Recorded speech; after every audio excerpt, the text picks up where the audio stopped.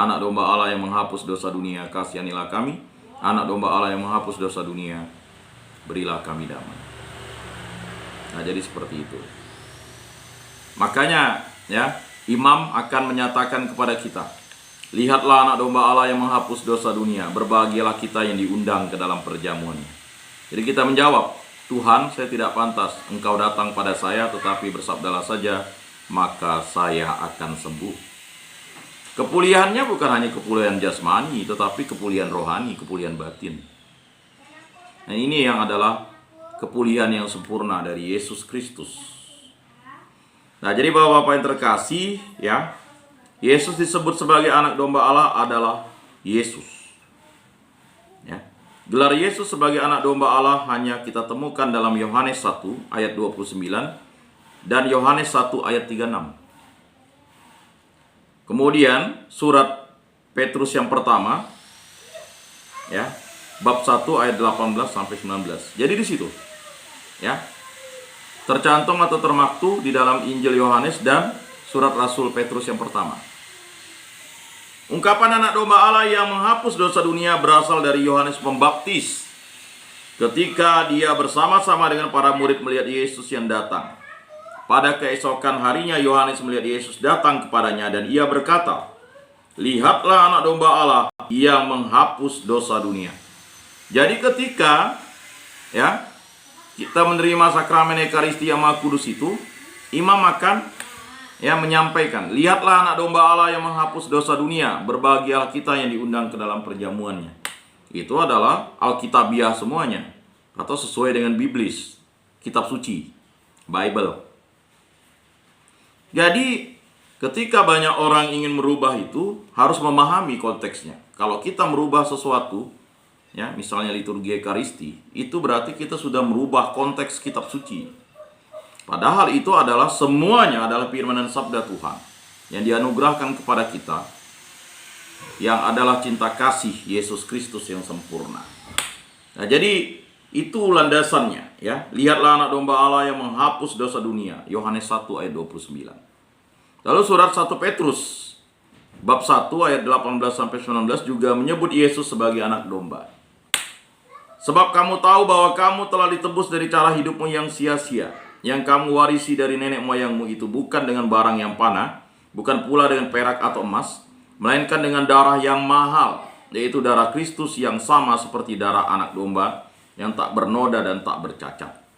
Itu, ya, sering kita nyanyikan.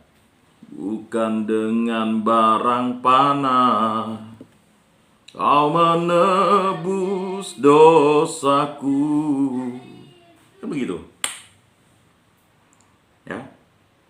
Tetapi dengan apa? Tapi dengan darah yang mahal, ya kan? Jadi Bapak-bapak yang terkasih, ketika kita bernyanyi lagu rohani itu ya lagu yang liriknya harus Alkitabiah. Kalau liriknya propan ya tidak bisa. Nah, mungkin pernah Bapak-bapak menyaksikan, ya, kesalahan interpretasi ketika misa, ya, di suatu provinsi, ya, waktu itu mungkin sudah viral, ya, dan meminta maaf, ya. Lagunya lagu propan. Lagu liturgi, lagu propan ya tidak bisa, Bapak-bapak yang terkasih. Lagu liturgi itu adalah lagu yang sudah ada nihil obstat dan imprimatur, dan itu sudah disahkan sebagai lagu liturgi gereja oleh KWI. Atau kalau misalnya itu adalah lagu buatan lokal, itu harus seizin uskup setempat. Karena lirik-liriknya itu ketika masuk ke, ya, yang namanya misa, itu harus lagu-lagu liturgi yang sudah mendapat nihil obstat dan imprimatur. Nah, itulah khusus gereja Katolik, ya. Jadi lirik-liriknya tidak hanya serampangan dipaksakan, tetapi liriknya itu semua itu harus berdasarkan firman dan sabda Tuhan, ya. Jadi itu harus dipahami kontekstasinya. Lalu Bapak-bapak yang terkasih, Kisah Para Rasul bab 8 ayat 32 mengutip Yesaya 53 ayat 7. Dan mengenakannya pada diri Yesus yang menderita, seperti seekor domba ia dibawa ke pembantaian. Dan seperti anak domba yang keluh di depan orang yang menggunting bulunya, demikianlah ia tidak membuka mulutnya. Nah, jadi ini adalah sesuatu yang luar biasa. Bagaimana Yesus itu adalah anak domba Allah. Apa yang ditulis dalam surat 1 Petrus ini dapat dipahami sebagai kelengkapan dari pernyataan Yohanes Pembaptis tentang Yesus sebagai anak domba Allah. Jemaat Kristiani memandang Yesus sebagaikan anak domba yang dikorbankan demi keselamatan umat.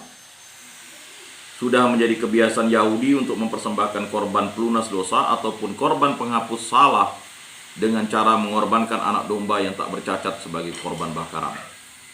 Nah, jadi kalau untuk tradisi Yahudi harus mengorbankan korban anak domba ya, yang tidak bercacat. Jadi yang 100% sehat, murni. Ya. Ketika menyembelih domba untuk korban itu tidak boleh ada satupun tulang yang dipatahkan. Itu tradisi Yahudi ya. Tulangnya tak boleh dipatahkan. Kalau patah cacat. Gagal deh. Harus diulangi lagi. Darah anak domba yang dikorbankan berperan sebagai sarana pendamaian antara Allah dan manusia. Nah, itu tradisi Yahudi. Demikianlah yang terjadi pada Yesus. Nah, tradisi Kristen ya tidak lagi menebus dosa dengan anak domba. Tetapi penebusan dosa itu oleh Allah sendiri yang menjadi manusia. Dialah Yesus. Jadi korban itu sekali untuk selama-lamanya. Dan luar biasa, kita yang ditebus oleh Yesus Kristus itu, seluruh umat manusia, ya, mendapat anugerah yang luar biasa dari Allah. Nah, ini harus dipahami sebagai kontekstasi. Ya, kita beriman kepada Yesus Kristus sebagai Tuhan dan Juru Selamat. Ya. Ini Bapak-Bapak yang terkasih dalam Yesus Kristus, ya, Dia yang tak bercacat itu disalibkan dan wafat sebagai penghapus dosa umat manusia. Jadi dosa kita dihapus, ya. Jadi nanti kalau di akhirat kita diadili, ya. Jadi kalau kita tidak bertobat, ya, berarti kita akan dihukum. Ya. Kata dihukum itu bukan menakutkan kita, tetapi mengingatkan kita kembali bahwa kitalah yang menghukum diri kita. Di Bapak-Bapak yang terkasih, kalau kita tidak berdoa tuh bukan menyalahkan Tuhan. Kalau kita dapat musibah, bencana, kecelakaan, kematian keluarga, ya, itu bukan musibah bagi kita. Itu sudah dijungkir balikan oleh Kristus. Semuanya adalah sukacita. Karena memang kita hidup di muka bumi yang rapuh ini. Ya. Jadi musibah, bencana itu bukan kesialan bagi kita. Tapi bagi orang Yahudi adalah kesialan, kenaasan. Kita sering menyatakan diri kita sial, padahal kita adalah berkat bagi sesama. Justru kita mengutuki diri kita. Allah tidak pernah mengutuki diri kita. Kitalah yang mengutuk diri kita karena kita menjauh dari cinta Tuhan. Ya. Sekali lagi, apakah kita bisa menyebut Tuhan sebagai Tuhan dan Juru Selamat? Pagi hari udahkah kita berdoa? Selamat pagi Bapa, selamat pagi Yesus, selamat pagi Roh Kudus. Ya. Sulit sekali. Yang dilihat HP terus. Ya enggak? Atau aman enggak hidup tuh? Nyari kopi kali, cari air putih, bukan cari Tuhan. Nah, ini sering terjadi. Ya. Nah, makanya kita menyebut diri kita itu berdosa. Saya berdosa, saya berdosa, saya sungguh berdosa. Di Bapak yang terkasih dalam Yesus Kristus, ya, kita mohon belas kasih Allah. Makanya Tuhan kasihanilah kami, Kristus kasihanilah kami, Tuhan kasihanilah kami. Terus. Baru kita bisa memuliakan Tuhan. Dan lalu kita mendengarkan firman dan sabdanya. Lalu kita menyatakan iman kita. Setelah itu kita memohon, ya kan, berkat dari Allah dengan doa Bapa kami. Selanjutnya baru kita memohon ampun lagi ketika kita akan menyambut tubuh dan darah Kristus. Ya. Jadi Bapak-Bapak yang terkasih dalam Yesus Kristus, ya, menjadi orang Kristiani itu memang harus tahan banting, tahan uji, tahan godaan. Ya. Tidak bisa kita hanya menjadi som-som kuku. Bangun tidur ya doalah. Pergi tidur doa. Ya. Dalam nama Bapa dan Putra dan Roh Kudus. Amin. Sulit apalagi. Kalau orang Katolik diajar menggunakan gerak dan forma. Jadi bukan ngusir larat. Tanda salib in hoc signo vinces itu. Ya. Itu adalah suatu tanda bahwa kita telah dimenangkan oleh Kristus. In hoc signo vinces, dengan tanda salib kita pasti menang. Ya. Jadi apapun yang kita lakukan di muka bumi ini, kalau kita salah, ya kita salah. Kalau kita berdosa, ya berdosa. Tetapi dengan tanda salib, itu memenangkan diri kita, bukan hanya jiwa kita, tetapi tubuh kita. Jadi berdoalah setiap pagi, setiap saat, supaya ya kita selalu bersandar kepada Tuhan. Nah, Bapak-bapak yang terkasih, Injil Yohanes bahkan memberi nuansa simbolik dengan mengisahkan bahwa penyaliban Yesus terjadi bersamaan dengan pengorbanan domba-domba di Bait Allah. Yohanes ingin menekankan bahwa korban Yesus disalib adalah korban penyelamatan dan pendamaian. Jadi penyelamatan dan pendamaian. Jadi siapa yang mendamaikan kita dengan Allah? Yesus Kristus. Ya. Karena kita yang berdosa. Ya. Kita yang tidak mau damai dengan Allah. Ya. Maka surat Yakobus katakan, tunduklah kepada Allah, lawanlah iblis, dia akan lari daripadamu. Karena apa? Karena sang penyelamat adalah Allah, sang pendamaian adalah Allah. Di luar Allah, di luar Kristus, di luar Roh Kudus, ya tidak ada yang namanya penyelamatan dan pendamaian. Ya. Jadi ada yang bertanya, nah, ya beberapa waktu dulu, apakah ya kan Tuhan yang kita sembah atau Allah yang kita sembah di setiap agama itu berbeda? Ya tidak. Sang pencipta itu satu. Cuman apakah orang itu mau ya kan dekat dengan Allah? Ya kalau Allah itu berbeda-beda dalam satu dunia yang diciptakan, ya bagaimana manusia itu bisa hidup di muka bumi ini? Ya berbahagialah kita yang kita dipanggil menjadi pengikut Kristus, karena kita dapat misteri itu. Bagi orang yang tidak dipanggil menjadi pengikut Kristus, dia mencari terus, dan terus ingin tahu. Dan bahkan sudah dekat dengan Yesus, dia menyangkal Yesus. Nah, jadi kealahan Yesus itu tidak bisa disangkal lagi, Bapak-bapak yang terkasih. Mungkin ada di antara kita ingin berbeda atau ingin berubah iman, karena kita tidak memahami bahwa Yesus itu mencintai kita. Ya, ini Bapak yang terkasih dalam Yesus Kristus, sadari itu. Yohanes memaknai pengorbanan Yesus sebagai tindakan menanggung dosa dunia. Tindakan ini dilambangkan dengan pengorbanan anak domba di Bait Allah, korban harian maupun korban Paskah. Dan misi hamba Yahweh yang menanggung derita demi keselamatan umat, bagaimana dapat diartikan kata menghapus dosa dunia? Kata menghapus di sini dapat berarti menanggung dan memikul. Jadi menghapus dosa itu dia Allah itu atau Yesus itu dia menanggung dan memikul. Anak domba Allah harus menanggung atau memikul dosa dunia. Kata kerja Yunani, airo. Ya. Dapat berarti mengambil, mengangkat, membawa pergi, memikul atau mengenyahkan. Kita ingat kesaksian Santo Petrus atau Rasul Petrus ketika dia mau lari dari Roma, ketika Kaisar Nero membakar Roma. Lalu ya, dia berpapasan di luar kota dengan Yesus. Maka ada dialog yang namanya Quo vadis Domine? Mau kemana Tuhanku? Lalu Yesus menjawab, mau disalibkan 2 kali. Jadi akhirnya Rasul Petrus kembali lagi ke Roma. Makanya dia tidak mau disalib sama seperti Yesus. Dia mau disalib terbalik. Lalu tiba-tiba ada yang mengatakan itu antikristus. Ya tidak. Ya, cara Rasul itu disalib itu ya unik. Ada yang disilangkan kakinya. Ya. Yang namanya salib itu kan hukuman yang terkeji bagi orang di luar Romawi. Kalau bagi bangsa Romawi, Rasul Paulus ya dipenggal kepalanya. Nah, itu harus dipahami bahwa hukuman-hukuman itu bukanlah suatu kutukan, tetapi adalah anugerah, karunia, berkat. Maka kematian kita adalah sukacita, bukan duka cita. Ya kan? Jadi Bapak-bapak yang terkasih dalam Yesus Kristus, karena dosa kita sudah ditanggung oleh Yesus Kristus. Dialah yang memikul. Ya. Dialah yang mengambil itu. Nah, arti dari kata kerja tersebut di dalam Yohanes perlu dicari menurut berbagai pertimbangan. Pertama, menanggung dosa dapat berarti mengenyahkan dosa dalam ritus pendamaian. Itu kita bisa lihat dari dalam surat perjanjian lama ya, atau perjanjian lama di Imamat 10 ayat 17. Bandingkan juga dengan 1 Samuel bab 15 ayat 25, bab 25 ayat 28. Kedua, kiasan tersebut dapat berarti menanggung hukuman demi orang lain. Dia menanggung hukuman kita. Nah, itu sudah dijelaskan dalam kitab Bilangan 14 ayat 33 sampai 34. Yesaya 53 ayat 12. Ya kan? Yeskiel 18 ayat 19 sampai 20.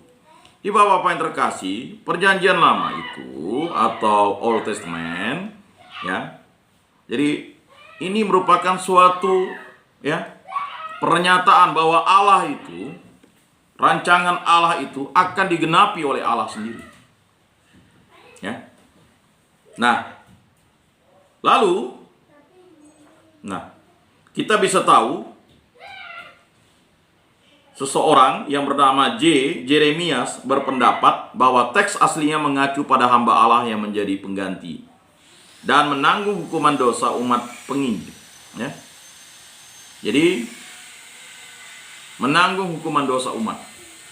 Penginjil kemudian mengenakan teks tersebut pada peristiwa Yesus yang mengenyahkan dosa dengan kematian dan pada daya pendamaian berkat darahnya. Jadi kan ketika ada orang berdoa darah Kristus, ya kan? Sebenarnya itu kontekstasinya itu ada ya dalam doa. Kalau di Mada Bakti itu kita bisa lihat di 155 156. Ya. Jadi kita harus pahami bahwa bagaimana cinta Allah kepada kita itu. Nah, gambaran tentang Yesus sebagai anak domba Allah berkaitan dengan tradisi korban yang tidak dipraktekkan lagi di zaman kini. Dengan ritus korban dosa dan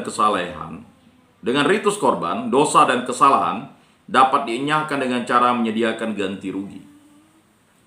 Pemahaman ini terkait dengan konsep Perjanjian Lama bahwa dosa melawan Allah berarti melukai kasih-Nya.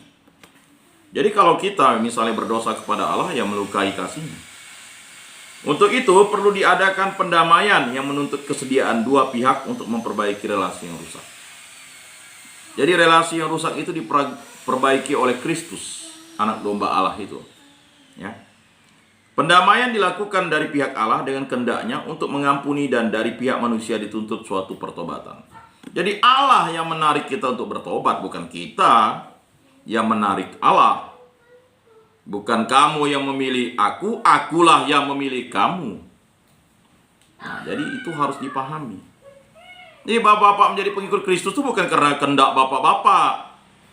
Karena kehendak Allah, kehendak Kristus, kehendak Roh Kudus. Ya, memang betul ada alat-alat Tuhan yang dipakai hamba-hamba Tuhan untuk mewartakan itu, tetapi bukan karena kehendak manusia, kehendak Allah. Jadi kalau Allah tidak berkehendak, ya, biarpun ada media sarana zaman sekarang, ya dia tidak akan kenal Kristus. Jadi jangan menyepelekan iman bapak-bapak yang sudah diraih, diberikan oleh Yesus kepada kita. Jadi sia-sialah kita menjadi pengikut Kristus, malah menjadi manusia terkutuk kalau kita tidak mau ya menyapa Allah, Bapa, Putra dan Roh Kudus. Jadi jangan ada yang berpendapat orang Kristen itu mendapat ya kan hadiah menjadi pengikut Kristus karena kehendaknya. Tidak ada. Itu karena kehendak Kristus. Ya. Jadi karena kehendak Kristus kita menjadi pengikut Kristus. Nah, itu harus dipahami dogmanya. Ya. Jangan lalu saya mengkristenkan A, mengkristenkan B. Itu enggak ada. Ya. Yang mengkristenkan orang itu adalah Kristus. Kita dipakai sebagai alatnya untuk menjadi pewarta saksi-saksi iman. Karena kita sudah mendapat kasih Kristus karena kehendak Kristus. Jadi kalau ada hamba Tuhan yang mengatakan saya mengkristenkan dia, saya membaptis dia, enak benar, itu adalah kesombongan. Itu sama seperti malaikat yang jatuh dalam kuasa dosa. Ya kan? Jadi bapak-bapak itu mendapat berkat menjadi orang Kristen itu karena kehendak Kristus. Dipahami, sadari. Bukan karena dipaksa, tetapi karena cinta Allah kepada kita. Mengapa kita hadir di tempat ini sekarang? karena kehendak Allah untuk menghajar dan mengajar kita, karena kita mungkin berbuat sesuatu yang salah di mata dunia. Di mata dunia ya. Melanggar hukum, melanggar peraturan, melanggar kesepakatan hidup. Nah, itu. Ya, siapapun dapat masuk ke tempat ini. Ya. Tetapi kita dihajar dan diajar oleh Allah supaya kita tahu kita harus menjadi pribadi yang baik dan benar di matanya. Mengikuti kehendak Allah, bukan kehendak hawa nafsu kita, kehendak manusia, kehendak iblis, kehendak dunia, tetapi kehendak Kristus yang harus kita pahami. Di Bapak-Bapak yang terkasih dalam Yesus Kristus, jika kita sudah tidak mau mengikuti kehendak Kristus, berarti kita sudah dikuasai oleh hawa nafsu, dikuasai dunia, dikuasai iblis. Kita harus tunduk kepada Kristus. Jadi Bapak-Bapak yang terkasih dalam Yesus Kristus, sadari itu, pahami itu. Ya. Sampaikan kepada saudara-saudari kita. Ya. Untuk memahami kehendak Kristus itu, makanya kita harus bertobat. Nah, itulah dia. Ya. Jadi Allah mengampuni, kita yang harus bertobat. Nah, itu nanti ada materinya tersendiri. Bagaimana mengampuni. Ya, kita selesaikan dulu ini. Ya. Di Bapak-Bapak yang terkasih, pendamaian dilakukan dari pihak Allah dengan kehendaknya untuk mengampuni, dan dari pihak manusia dituntut suatu pertobatan. Jadi kita dituntut untuk bertobat. Bertobat. Maka Yesus menyerukan apa? Ya. Dia mewartakan kerajaan Allah dan menyerukan pertobatan. Tetapi hamba-hamba sebelumnya sampai Yohanes Pembaptis juga menyerukan pertobatan. Ya. Bertobatlah sebab kerajaan Allah sudah dekat. Siapa kerajaan Allah? Dialah Yesus Kristus. Nah, sebagai sarana pendamaian dipersembahkan korban silih yang khas disediakan oleh manusia tetapi oleh Allah sendiri, ya. Jadi jelas, yang khas dari peristiwa Yesus adalah bahwa korban pengganti tidak disediakan oleh manusia tetapi oleh Allah sendiri. Allah sendiri yang menyediakannya. Kita ingat pengorbanan Abraham. Ya. Tiba-tiba dia menghujan anaknya dengan belati, lalulah dia ditahan oleh Tuhan melalui malaikat, lalu diberikan domba yang tanduknya tersangkut di semak. Itu jadi Allah yang memberikan. Jadi tidak ada kemampuan manusia itu. Jadi kita bisa bertobat itu karena kehendak Allah. Maka kita menyapa Allah. Ya. Nah, makanya kita harus wajib bertobat setiap saat, setiap waktu. Sebagai sarana pendamaian dipersembahkan korban silih yang khas dari peristiwa Yesus adalah bahwa korban pengganti tidak disediakan oleh manusia, tetapi oleh Allah sendiri. Allah menyediakan korban pendamaian di dalam diri Yesus yang wafat di salib sebagai korban sempurna yang tak mungkin dilakukan atas prakarsa manusia. Ini tak akan mungkin kita bisa sampai ke hadirat Allah. Harus atas prakarsa Allah. Tak ada nama di kolong langit ini selain nama Yesus yang dapat menghantar kita ke hadapan Bapa di surga. Bukan yang berteriak-teriak Tuhan yang akan diselamatkan, tetapi yang melaksanakan kehendak Bapakku di surga. Di rumah Bapakku banyak tempat tinggal. Ya kan, berjuanglah ya untuk masuk ke pintu yang penuh sesak itu. Bacaan hari Minggu kemarin. Ya. Jalan kebinasaan terbuka lebar, tetapi jalan keselamatan itu sempit. Lebih mudah unta masuk ke lubang jarum. Adalah sukar orang kaya masuk ke dalam kerajaan surga. Mengapa? Karena kita harus miskin di hadapan Allah. Karena kita memang berasal dari Allah. Kekayaan diberikan Allah melalui Yesus Kristus. Di Bapak-Bapak yang terkasih dalam Yesus Kristus, sadari itu bahwa kita adalah pribadi yang dikehendaki Allah menjadi pengikut Kristus. Maka kita menjadi berkat bagi semua orang, bukan menjadi kutukan. Kalau kita melakukan tindakan-tindakan jahat, kita menjadi kutukan. Ya. Tetapi kita harus melaksanakan kehendak Allah, maka kita menjadi berkat, sarana berkat. Ketika ketemu orang, kita dialog, bukan berdebat. Orang tidak mau mengerti tentang Yesus, kita doakan. Ya, kita doakan. kita doakan. Maka Yesus bilang, ya, 7 kali 7 kali 7 kali 7, ya. 7 itu kan hari. Jadi 7 hari terus kita berdoa terus. Ya. Sehebat apa sih orang itu tidak bisa kalau kita doakan terus. Kita serahkan kepada kehendak Allah, bukan karena kehendak kita. Jadi jangan sombong misalnya lalu kita yang wah dia bertobat karena saya. Tidak ada. Dia bertobat karena Kristus Yesus. Jadi kesombongan yang dilakukan oleh diri kita itu adalah dosa. Akar dosa adalah maut. Mengapa malaikat malaikat itu kan terang, tapi terangnya kebakaran karena dia jatuh. Makanya dia mengutuki dirinya menjadi iblis. Begitu juga manusia yang sombong, yang tidak mau bertobat dan tidak mau berbalik kepada Allah, dia akan mendapat hukuman atas dirinya sendiri. Bapak-bapak yang terkasih dalam Yesus Kristus, terjemahan bahasa Indonesia menghapus dosa dunia harus dipahami sebagai tindakan mengenyahkan doa dengan cara memikul. Jadi terjemahan bahasa Indonesia menghapus dosa dunia harus dipahami sebagai tindakan mengenyahkan dosa dengan cara memikul, menanggung, dan membawanya pergi demi tercapainya pendamaian yang diprakarsai oleh Allah sendiri. Korban penebusan yang dilakukan oleh Yesus adalah korban yang sempurna karena disediakan oleh Allah sendiri. Bapak-bapak yang terkasih dalam Yesus Kristus, minggu depan kita masuk ke gelar yang selanjutnya. Semoga apa yang saya sampaikan ini bermakna dan bermanfaat bagi bapak-bapak terkasih. Dan saya mohon maaf jika ada kesalahan, Biasa yang namanya kesalahan itu terjadi karena mungkin banyak literatur yang salah saya baca, atau mungkin waktu juga.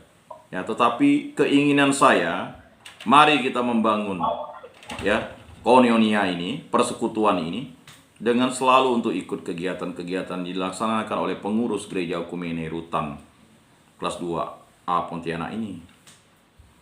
Berbahagialah bapak-bapak yang bisa masuk di sini karena bapak-bapak mendapat bimbingan rohani setiap harinya. Luar biasa perhatiannya. Orang di luar sana saja itu bimbingan rohaninya sangat sedikit sekali. Bahkan untuk ikut kegiatan-kegiatan bimbingan rohani itu harus membayar mahal. Bahkan sampai jutaan untuk membayar untuk kegiatan rohani. Kita di sini yang diberikan gratis, fasilitas disediakan. Bahkan luar biasa pengurus gereja ini bersatu padu, hidup rukun, damai, dan sejahtera, menyediakan alat untuk datang gak sulit. Bagaimana kita mau menjadi pengikut Kristus yang setia? Oh, pembicaranya Katolik. Katolik itu menyembah patung, berhala. Ini adalah orang-orang yang tidak mau membuka dirinya, karena memang banyak pendapat-pendapat seperti itu. Saya sih katakan suatu saat nanti Roh Kudus yang akan memberikan penerangan itu. Tidak perlu saya paksakan. Masing-masing kita dipanggil menjadi pengikut Kristus dalam gereja kita masing-masing. Tetapi ketika kita menghujat sesama Kristen, lalu kita menyampaikan sesuatu yang salah, akibatnya fatal. Kita akan menanggung akibatnya di akhirat nanti. Kalau kita lalu saling menghujat, bukan saling mengasihi, tidak saling membangun, berarti kita adalah pengikut-pengikut, bukan pengikut Kristus, bukan ajaran kasih. Jadi sekali lagi saya sampaikan, kegiatan-kegiatan semacam ini ikutilah.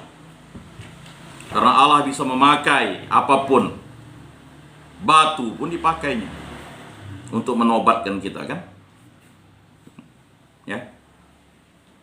Jadi Yesus dianggap sebagai batu penjuru. Bapak-bapak yang terkasih dalam Yesus Kristus, terima kasih untuk kehadirannya, Pak Lincoln, Pak Andre, Bapak ini depan. Saya tidak terlalu jelas di sini. Pak Lulu, Pak Atis Ada Pak Atis Nah, kemudian ada Pak Agus. Ini Pak Agus sudah keluar mungkin.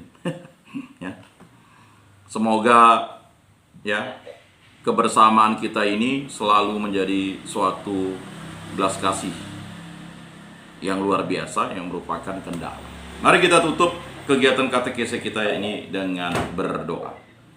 Dalam nama Bapa dan Putra dan Roh Kudus, amin. Ya Allah Tritunggal yang Maha Kudus, kami mengucap syukur dan terima kasih atas karya agung-Mu, maka kami dipertemukan pada hari ini. Semoga apa yang kami paparkan dan kami dengarkan ini menjadi suatu cambuk bagi kami untuk menguatkan diri kami bahwa kami adalah pengikut Kristus yang harus mewartakan cita kasih dimanapun kami berada. Dengan pengorbanan Yesus Kristus di kayu salib sebagai anak domba Allah dan dialah hamba Allah, maka kami memperoleh karunia keselamatan yang merupakan mutiara emas yang luar biasa dianugerahkan Allah kepada kami. Kami berdoa bagi sanak keluarga kami, istri-istri kami, anak-anak kami, cucu-cucu kami, menantu kami, orang-orang yang kami sayangi, saudara-saudari kami, kerabat kami, agar mereka disadarkan bahwa Yesus Kristuslah Tuhan dan Juru Selamat kami. Berkatilah kami yang mungkin belum hadir pada hari ini, sentuhlah hati kami. Semoga dengan bimbingan Roh Kudus kami dapat mengajak kawan-kawan kami untuk tetap setia dalam firman dan sabda Tuhan dan melayani sesama seturut kehendak-Mu. Semua doa ini kami serahkan dengan perantaraan Tuhan kami Yesus Kristus yang hidup dan beraja kini dan sepanjang segala masa. Amin. Dalam nama Bapa dan Putra dan Roh Kudus. Amin. Salam kasih, damai dan sejahtera. Tuhan memberkati, menyertai dan melindungi. Salam.